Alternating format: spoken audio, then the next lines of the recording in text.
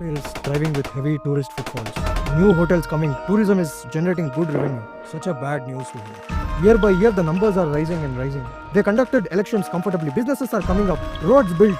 Infrastructure development. It's getting normal. When is the tourist visit high?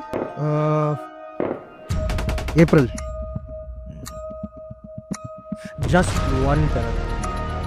One. To break this normalcy image of it. One attack and it will strike fear in their minds to even think of touring Kashmir. And this fear will destroy the tourism sector in Kashmir. And Kashmir coming to square one again. And remember, attack only Hindus. Only them. Understood? Pahalgam is the right place. Thousands of Hindu pilgrims arrive there for Amarnath Yatra. And I'm sure you know how to identify them.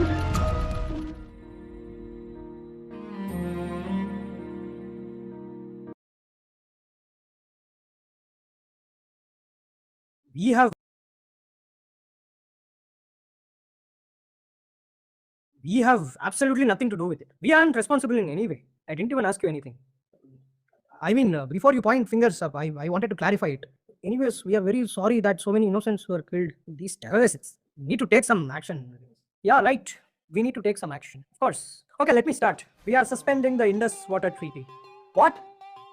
Yes, it's the first step towards abrogation of this treaty. I don't know what happens when it's going to be abrogated. We can do anything with the flowing of the water. Stop sharing it to you. Completely dry up your lands without even a single drop of water. This is war. This is inhuman. Those that sponsor the killing of innocent civilians are no less than animals. Right now you're an animal. Start working to eliminate terrorism in your backyard and transform to be a human. Then I'll be human enough to continue with the treaty. The later you transform to be a human, the more in danger you are starving yourself of food and water. The later you transform to be a human, the more in danger you are starving yourself of food and water. And don't worry, I'll do everything from my side to completely eliminate terrorism in my borders. All I need is your help. Remember, the later it gets to eliminate terrorism, the faster you will be moving towards permanent starvation. Come on. दोस्तों 1972 का Shimla agreement Bharat और पाकिस्तान के बीच एक शांति का समझौता था जो 1971 की वॉर के बाद साइन करा गया। अब इस अग्रीमेंट ने एलओसी यानी लाइन ऑफ कंट्रोल को डिफाइन किया था और तय किया था कि दोनों देश अपने डिस्प्यूट्स को सिर्फ शांति और डायरेक्ट टॉक्स के जरिए सुलझाएंगे। लेकिन अब पाकिस्तान ने इसी शिमला अग्रीमेंट को सस्पेंड कर दिया है। यह फैसला भारत के इंडस वाटर ट्रीटी सस्पेंशन करने के बाद लिया गया जो पहलगाम में हुए आतंकवादी हमले का जवाब था। पाकिस्तान की नेशनल सिक्योरिटी कमेटी ने 2 घंटे तक मीटिंग के बाद कुछ बड़े डिसीजंस अनाउंस करे हैं। शिमला अग्रीमेंट को तुरंत प्रभाव से सस्पेंड कर दिया गया है। वाघा बॉर्डर से ट्रेड को बंद कर दिया गया है। तीसरा, SAARC visa exemptions Indian citizens के लिए कैंसिल कर दिए गए हैं। इंडियन मिलिट्री अटैचीज को पाकिस्तान से निकाल दिया गया है और हाई कमीशन का स्टाफ 30 डिप्लोमेट्स तक सीमित कर दिया गया है। पाकिस्तान ने साथ ही वार्निंग दी है कि अगर भारत ने पानी रोकने की कोशिश की तो वो उसे एक्ट ऑफ वॉर मानेगा। लेकिन दोस्तों, इस मूव से भारत और पाकिस्तान के रिश्तों में और भी ज्यादा टेंशन आ गई। लेकिन जो भी हो, this time after Pahalgam India won't tolerate this. आप जो भी कर लो, ये नया भारत है, ये घर में घुसेगा भी और मारेगा भी। இந்தியாவுக்கு சுதந்திரம் கொடுத்த போது ஒரு பக்கம் பாகிஸ்தான் ஒரு பக்கம் இந்தியா அப்படின்னு 2 நாடுகளாக சேர்த்து கொடுக்குறாங்க. ஆங்கிலேயர்கள் சுதந்திரம் கொடுக்குறாங்க. அப்போ பாகிஸ்தானில் என்ன பண்ணுறாங்க அப்படின்னா விரைவாக இந்த லட்சத்தீவுகளை தனதாக்கி கொள்ளலாம் அப்படிங்கிற முயற்சி எடுக்கிறாங்க. இந்த செய்தி யாருக்கு தெரியுது அப்படின்னா அப்போதைய உள்துறை அமைச்சராக இருந்த பாதுகாப்பு அமைச்சராக இருந்த சர்தார் வல்லபாய் பட்டேல், அதாவது இரும்பு மனிதர் என்று அழைக்கப்படுகின்ற அவருடைய காதுகளுக்கு இந்த செய்தி வருது. அவர் தான் நம்முடைய ஏறத்தாழ 500க்கும் மேற்பட்ட சமஸ்தானங்களை ஒருங்கிணைச்சு ஒரு இந்தியாவாக மாற்றிய பெருமை அவருக்கு தான் உண்டு. அவர் உடனே என்ன பண்ணார், தமிழ்நாட்டில் இருந்த 2 முக்கியமான தமிழர்கள், அவங்க யார் அப்படின்னு கேட்டிங்கன்னா சர் ராமசாமி முதலியார், சர் லட்சுமணசாமி முதலியார். இந்த 2 பேரில் ஒருத்தர் திருவிதாங்கூர் சமஸ்தானத்தினுடைய திவானாக இருக்கார். இன்னொருத்தர் சென்னை பல்கலைக்கழகத்தில் 27 ஆண்டுகளாக துணைவேந்தராக இருந்த பெருமையுடையவர், அவ்வளோ பெரிய கல்வியாளர். இப்போ திருவிதாங்கூர் சமஸ்தான அந்த திவான் ஆகிய அவர்கிட்ட சொன்ன உடனே அவர் என்ன பண்ணார், அங்கேருந்த கேரளா மக்கள் எல்லாத்தையும் கூட்டிகிட்டு உடனடியாக பெரும் பாய்மரத்து கப்பல்களோடு வேகமாக போய் அங்கே நம்முடைய தேசிய கொடியை ஏற்றிட்டாங்க. அதுக்குள்ளே இந்திய கப்பல்கள் வந்துச்சு. வந்த உடனே லட்சத்தீவில் தேசிய கொடி, நம்முடைய இந்திய தேசிய கொடி பறக்க ஆரம்பிச்சிது. அப்புறம் பார்த்த உடனே சரி அவங்க அதை எடுத்துக்கிட்டாங்க அப்படின்ட்டு அந்த பாகிஸ்தான் கப்பல்கள் பின்வாங்கிடுச்சுங்கிறாங்க. இப்போ பாருங்கள், இந்த லட்சத்தீவுகள் நமக்கு கிடைப்பதற்கு காரணமாக இருந்தது கூட 2 தமிழர்கள் அப்படிங்கிற செய்தியை கேட்குறப்ப நமக்கு ரொம்ப பெருமையாக இருக்குது. அந்த முயற்சி எடுத்தவர் வந்து சர்தார் வல்லபாய் பட்டேல். லட்சத்தீவும் நாளை கச்சத்தீவும் நமதே. 800 கோடி மதிப்பிலான இந்த வான்வெளி தளங்கள் இல்லையா, இதை இந்திய விமானங்கள் பயன்படுத்தக்கூடாதுன்னா டர்க்கி, யூரோப் போன்ற மிடில் ஈஸ்ட் நோக்கி போகக்கூடிய இது எல்லாமே நார்த் இந்தியாவிலேருந்து, சவுத் இந்தியாவிலேருந்து கிளம்புறதுலேருந்து பிரச்சனை வராது. டெல்லி போன்ற இடங்கள்லேருந்து கிளம்பக்கூடிய விமானங்கள் மட்டும் தான் பிரச்சனை வரும் வச்சுக்கவேன். அவங்க மட்டும் சரியாக சொல்லணும்னா குஜராத்தை சுற்றி போகணும்னு வச்சுக்கோங்க, இவ்வளோ தான். ஆனால் இதனால் கிடைக்கக்கூடிய வருமானங்களே ஒரு 800 1000 கோடி கிடைக்கும் யாருக்கு? பாகிஸ்தானுக்கு. இது நக்கிக்கிட்டு போயிடும். இதில் கொடுமை என்ன தெரியுமா, இந்த ரூட் நேவிகேஷன் ஃபெசிலிட்டி சார்ஜ் பாருங்க, இதை வசூல் பண்ணுறதுக்கு அவங்களுக்கு தகுதியே கிடையாது. ஏன்னா இதுக்கான எந்த சிஸ்டம் அவங்களோட கிடையவே கிடையாது. இது எல்லாமே கொடுக்குறது குளோபல் நேவிகேஷன் சிஸ்டம், அதுவும் சேட்டலைட் சிஸ்டம் வச்சுக்கூடிய அமெரிக்காட்டிருந்து டெக்னாலஜி வாங்கி ஊருக்குள்ளே இவன் ரூட்டு மட்டும் சொல்லிட்டு, அதுவும் சொல்கிறது இல்லை, நல்லா புரிஞ்சுக்கும், அதுவும் சொல்கிறதில்ல. இவங்க ஒழுங்காக சொல்ல மாட்டாங்க. இவங்க உட்காந்து இடத்துல ஏதாவது தீவிரவாதி உட்காந்து ரூட்டை மாற்றி விட்டுறாங்க, எந்த நாடும் இவங்க நம்ப மாட்டாங்கன்னு வச்சுக்கோங்க. இவங்க ஏதாவது ரூட் நேவிகேஷன் சிஸ்டம் இவங்க ஊர்லேயே சொன்னாலே எந்த கம்பெனியும் நம்ப மாட்டாங்க, எந்த ஏர்கிராஃப்ட் சர்வீஸ் ப்ரொவைடரும் நம்ப மாட்டாங்க வச்சுக்கோங்க. இவங்க எல்லா பேரும் எங்கேருந்து வாங்கியிருக்காங்கன்னா இந்த ஜிஎன்எஸ்எஸ் ஆகும், இல்லாட்டி எழுதி வச்சுக்க இவனே வழியே வருவான். இவன் வச்சிருக்க நேவிகேஷன் சிஸ்டத்தை பயன்படுத்தக்கூடாது. நான் உடனே சொல்லிட்டு இந்த சிம்லா அக்ரிமெண்ட் போகிறேன். அது என்ன அப்படின்னா, பின்லேடன் வந்து ஒழிஞ்சு கிடக்காப்புல, எதே ஒசாமா பின்லேடன் வந்து ஒழிஞ்சு கிடக்காப்புல, அதை நைட்டாக இவங்க ஊருக்குள்ளே வந்து தூக்கிட்டு போகிறான் அமெரிக்கா. அதுவும் எங்களுடைய ராணுவ தளவாளம் பக்கத்தில் தங்கியிருந்தாப்புல ஒசாமா பின்லேடன், அவரை அழகாக பாதுகாப்பாக வச்சுருந்தாங்க. அவரை பாதுகாப்பாக தூக்கிட்டு போயிட்டாங்க. அது வரைக்கும் எங்களுக்கு தெரியவே தெரியாது. அமெரிக்க விமானங்கள் உள்ளே வந்து அது ஹெலிகாப்டரில் உள்ளே வந்து தூக்கிட்டு போகிறவங்க எங்களுக்கு தெரியவே தெரியாது. அந்த லெவலில் தான் இவங்க நேவிகேஷன் சிஸ்டத்தை மேனேஜ் பண்ணுறாங்க. அதாவது அவங்க ஏர் ஸ்பேஸ்னால அதை கண்ட்ரோல் பண்ணுறாங்க. அந்த லட்சத்தை கண்ட்ரோல் பண்ணிட்டு ஊருக்கு பேசுனா உங்களுக்கு என்ன தோணும், இந்த கவுண்ட் பண்ணி ஜோக்கு தான் வரும்.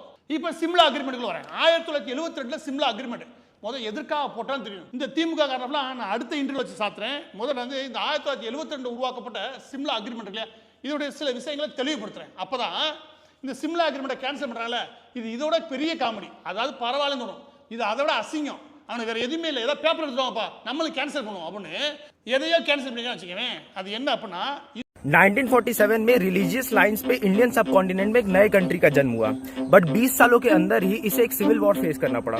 क्यों? एक कंट्री जिसने मुस्लिम्स के लिए अलग देश की डिमांड की थी, उसी कंट्री के बंगाली मुस्लिम्स ने खुद को पंजाबी मुस्लिम से बचाने के लिए उस आर्मी की हेल्प मांगी, which was 80% Hindu. The unit was led by general Jacob, who was a ज्यू, who was under the command of General Jagjit Singh Arora, who was a Sikh, and the whole army was being led by the legendary Sam Manekshaw, who was a Parsi. I don't think कि इससे बेहतर कोई example होगा जो कि prove कर सके the historical foolishness of dividing India on the basis of religion. और वो सारी आवाजें जो आज भी भारत में उठती है of secession from India on the basis of region और रिलीजन। दोस्तों, कार्नेज इंस्टीट्यूट के अकॉर्डिंग पाकिस्तान एक फेल्ड स्टेट है। तो चलिए मैप्स के थ्रू समझते हैं कि कैसे इस इंस्टीट्यूट के अकॉर्डिंग पाकिस्तान का डिवीजन होगा। देखिए, इस डिवीजन के लिए सबसे पहले तो पाकिस्तानी न्यूक्लियर आर्सेनल को न्यूट्रलाइज करना होगा, जिसके बाद ये प्रोसेस शुरू हो पाएगा। नॉर्थ में ऑब्वियसली पाकिस्तान ऑक्यूपाइड कश्मीर यानी कि पीओके इंडिया में वापस मर्ज होगा और पश्तून डोमिनेटेड खैबर पख्तूनख्वा अफगानिस्तान में मर्ज हो सकता है। वहीं बलूचिस्तान में ऑलरेडी फ्रीडम मूवमेंट चल रही है, एंड अगर ईरान कुछ कॉम्प्लेक्सिटी क्रिएट ना करे तो बलूचिस्तान एक रिसोर्स रिच इंडिपेंडेंट कंट्री बन सकता है, जिसकी कैपिटल ग्वादर या फिर क्वेटा हो सकती है। साथ ही सिंध प्रोविंस, जहां highest number of minorities reside करती हैं, सिंध के यूनिक कल्चर के साथ सिंधु देश नाम का एक इंडिपेंडेंट कंट्री बन सकता है, जिसकी कैपिटल कराची या फिर हैदराबाद हो सकती है। लास्ट में बचता है पाकिस्तानी पंजाब, जो ट्रू सेंस में आज के पाकिस्तान का அவமதிக்கப்பட்டது நடராஜரா இருந்தாலும் சரி, நபிகள் நாயகமா இருந்தாலும் சரி, பல கோடி முஸ்லீம்கள் ஆப்கானிஸ்தான்ல இருந்து வெளியேறினாங்க. ரோஹிங்கியா முஸ்லீம்களுக்கு அவங்க அடைக்கலம் கொடுத்தாங்களா? அவனுக்கு முஸ்லீம்கள் மேல அக்கறை எல்லாம் இல்லை, இந்தியா மேல காண்டு. ஏண்டா லூசாடா நீங்க? ஒரு கட்சி பிரமுகர் பேசினதுக்கு எப்படா ஒரு நாடே மன்னிப்பு கேட்க முடியும்? பலனா அமெரிக்கா அனுபவிச்சு பழிய இஸ்லாமியர்கள் தலையில போட்டாங்க. இதே மாதிரி தான் இப்பவும் இந்தியாவில் இருக்கிற முஸ்லீம்களை கொம்பு சீவி விட பார்க்கறான். நபிகள் நாயகத்தை அவமதித்த நுபுர் சர்மாவை பற்றி தான் நாடு முழுக்க பரபரப்பாக பேசிக்கிட்டு இருக்காங்க. அது சரியா தப்பா அப்படிங்கிற விவாதத்துக்குள்ளே நம்ம போக வேணாம். பல கோடி மக்களோட நம்பிக்கையை கொச்சப்படுத்தினா அது யார் செஞ்சாலும் தப்பு தான். இதில் பேசுறதுக்கு ஒன்றும் இல்லை. அவமதிக்கப்பட்டது நடராஜராக இருந்தாலும் சரி, நபிகள் நாயகமாக இருந்தாலும் சரி, செஞ்சவங்க கண்டிக்கப்பட வேண்டியவன் தான். இந்த விஷயத்தை பற்றி அரபு நாடுகள் அணுகக்கூடிய விதத்தை பார்க்கும்போது தான் நமக்கு கொஞ்சம் சந்தேகம் வருது. ஏன்னா இந்தியா பொது மன்னிப்பு கேட்கணுமாமா, இங்கே இருக்கிற முஸ்லீம்கள் மேலே தொடர் தாக்குதல் நடக்குதாமா, இப்படின்னு வாய்க்கு வந்ததெல்லாம் உறுத்திக்கிட்டு இருக்கிறாங்க. அப்படி வெளிநாட்டில் இருக்கிற முஸ்லீம்கள் மேலே அக்கறை இருந்திருந்தா மியான்மர்லேருந்து அகதிகளாக வெளியே வந்த ரோஹிங்கியா முஸ்லீம்களுக்கு அவங்க அடைக்கலம் கொடுத்தாங்களா? தாலிபான்களால் பல கோடி முஸ்லீம்கள் ஆப்கானிஸ்தான்லேருந்து வெளியேறினாங்க, அவங்களுக்கு இவங்க அடைக்கலம் கொடுத்தாங்களா? சிரியாவில் போர்னால பல கோடி மக்கள் கொத்து கொத்தா செத்தாங்க, அவங்களுக்காக இவங்க குரல் கொடுத்தாங்களா? சைனாவில் இன்றைக்கும் கூட உய்குர் முஸ்லீம்கள் முகாமில் அடைக்கப்பட்டு சித்திரவதை செய்யப்படுறாங்க, அதுக்காக இன்னைக்கு வரைக்கும் அவங்க எதை குரல் கொடுத்தாங்களா? இதுக்கெல்லாம் வராதவன் ஏதோ ஒரு டிவி சேனலில் நடத்தின விவாதத்துக்கு இவ்வளவு கொதிக்கிறானா அவனுக்கு முஸ்லீம்கள் மேலே அக்கறையெல்லாம் இல்லை, இந்தியா மேலே காண்டு. உக்ரைன் ரஷ்யா வாரப்ப இவனுங்களை சப்போர்ட் பண்ணாமல் இந்தியா நடுநிலை வகிச்சது, இவனுங்க கிட்ட வாங்கிட்டு இருந்த பெட்ரோலை குறைச்சிக்கிட்டு ரஷ்யா கிட்ட பெட்ரோல் வாங்கினது, இதெல்லாம் பார்க்கும்போது பயப்படதானே செய்வான். அதுக்கு இங்கே இருக்கிற முஸ்லீம்களை பகடக்காயாக யூஸ் பண்ணிக்க பார்க்குறான். அதுவும் போகிற போக்கில் இந்தியா உலக நாடுகள்கிட்ட மன்னிப்பு கேட்கணுமா? ஏண்டா லூசாடா நீங்கள், ஒரு கட்சி பிரமுகர் பேசினதுக்கு எப்படா ஒரு நாடே மன்னிப்பு கேட்க முடியும்? இங்கே இந்துக்களும் தான் இருக்காங்க, இஸ்லாமியர்களும் தான் இருக்காங்க. இந்தியா பொது மன்னிப்பு கேட்டால் இஸ்லாமியர்களும் மன்னிப்பு கேட்ட கணக்கு தானே வரும், அவங்கெல்லாம் இந்தியர்கள் இல்லையா?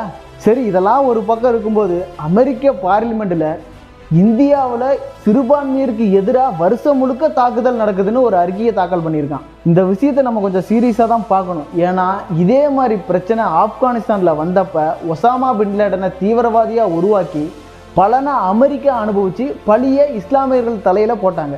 இதே மாதிரி தான் இப்போவும் இந்தியாவில் இருக்கிற முஸ்லீம்களை கொம்பு சீவி விட பார்க்குறான். பிளாக் லைவ்ஸ் மேட்டரில் தோல் கருப்பாக இருந்தாலே அமெரிக்காவில் வாழ முடியாதுன்னு உலக நாடெல்லாம் காரி துப்புச்சு.